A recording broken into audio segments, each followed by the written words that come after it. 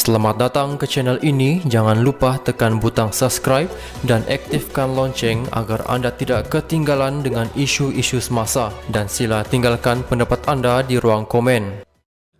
Mahkamah Tinggi Shah Alam memerintahkan kerajaan dan 3 yang lain membayar Rm 5 juta kepada keluarga mendiang warga Mongolia Altantuya Sharibu yang dibunuh pada 2006. Keputusan Hakim Mahkamah Sivil Wazir Alam Maidin Mira yang memihak kepada keluarga Altantuya pagi ini dibuat 15 tahun selepas tindakan sivil difailkan pada 2007.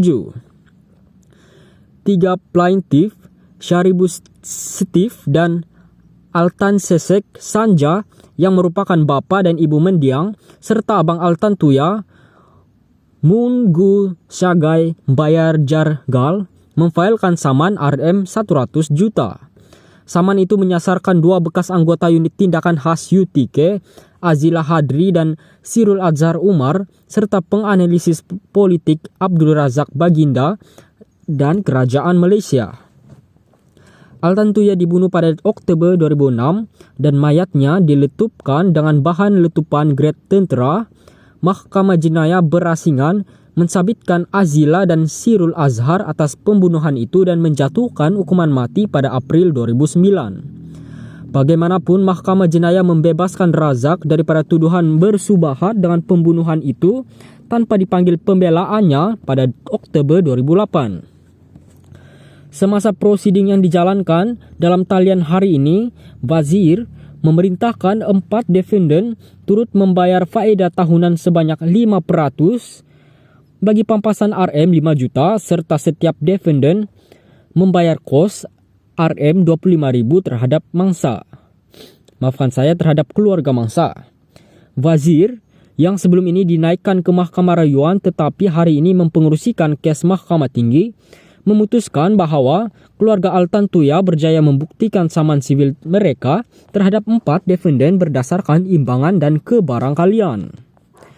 Hakim berkata bahawa kedua-dua bekas pegawai polis itu terbukti telah membunuh dengan kejam si mati dalam perbuatan membunuh yang menyalahi undang-undang berdasarkan keterangan beberapa saksi untuk keluarga itu.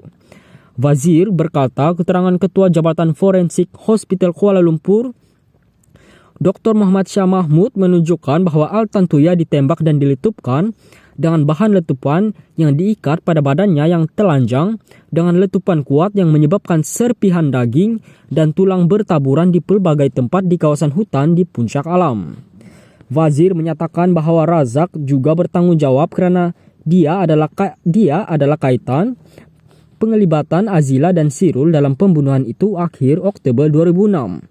Hakim menegaskan 2 bekas anggota polis itu tidak mengenali mangsa jika tidak kerana Razak meminta bantuan daripada Azila untuk menangani isu Altantuya cuba bertemu Razak di rumahnya. Maksud saya di sini ialah rumah kepada Razak. Wazir berkata keterangan semasa perbicaraan Mahkamah Sivil ke atas saman itu menunjukkan bahawa Altantuya dan sepupunya Namira Girelma datang ke Malaysia pada Oktober 2006 untuk bertemu Razak, yang disebut Hakim sebagai individu yang menjalin hubungan dengan Altantuya ketika itu. Hakim berkata keterangan Namira menunjukkan Altantuya mahu mengutip bayaran daripada Razak atas kerja terjemahan yang dia lakukan untuknya di Paris. Bagaimanapun, mahkamah tidak memberikan butiran lanjut mengenai kerja terjemahan yang dilakukan oleh Altantuya untuk Razak. Wazir berkata Razak dalam pernyataan pembelaannya mengakui melibatkan bantuan Azila bagi menangani isu Altantuya mengganggu Razak. Defendant pertama dan kedua, Azila dan Sirul, tidak mengenali si mati sebelum tarikh 19 Oktober 2006 ketika 2 bekas polis itu bertemu Altantuya di luar rumah Razak dan mengiringinya pergi. Terdapat motif yang boleh dilihat untuk defendant pertama dan kedua meletupkan dengan bahan letupan grade tinggi. Satu-satunya kaitan antara defendant pertama dan kedua dengan si mati ialah defendant ketiga Razak, kata Wazir. Hakim itu juga berkata kerajaan yang merupakan defendant keempat bertanggungjawab secara wakil atas tindakan menyalahi undang-undang Azila dan Sirul yang menggunakan sumber pasukan polis. Peguam Sanggit Kaurdio mewakili keluarga manakala Azila dan Sirul tidak diwakili. Peguam Manjit Singh Dillon bertindak bagi Razak manakala Peguam Kanan Persekutuan Zeti Zuriana Kamarudin mewakili kerajaan. Azila kini dipenjara sementara menunggu sementara hukuman mati di Malaysia. Sirul bagaimanapun telah melarikan diri ke Australia sebelum Mahkamah Tertinggi Malaysia mengekalkan sabitan dan hukuman mati kedua-duanya pada 2015. Mahkamah Persekutuan telah membatalkan keputusan Mahkamah Rayuan sebelum ini yang membatalkan keputusan bersalah kedua-dua lelaki itu.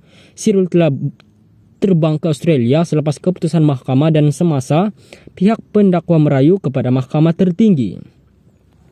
Sirul kini berada di bawah jagaan pihak berkuasa Australia yang mempunyai dasar untuk tidak menghantar pulang sesiapa yang menghadapi hukuman mati di negara asal.